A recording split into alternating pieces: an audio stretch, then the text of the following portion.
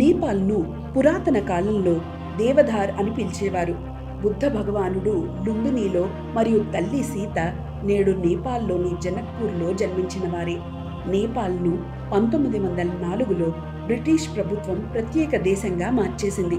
నేపాల్ను హిందూ రాష్ట్ర నేపాల్ అని కూడా పిలుస్తారు. ఏకైక హిందూ రాష్ట్రంగా నిలిచింది నేపాల్ దేశం.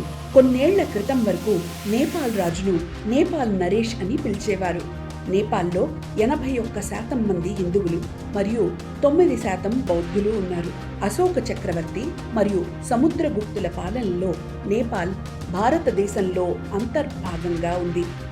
1951లో నేపాల్ మహారాజా త్రిభువన్ సింగ్ అప్పటి భారత ప్రధాని పండిట్ జవహర్ లాల్ నెహ్రూకి నేపాల్ను భారతదేశంలో విలీనం చేయాలని విజ్ఞప్తి చేశారు. అయితే జవహర్ లాల్ నెహ్రూ ఆ ప్రతిపాదనను తిరస్కరించాడు.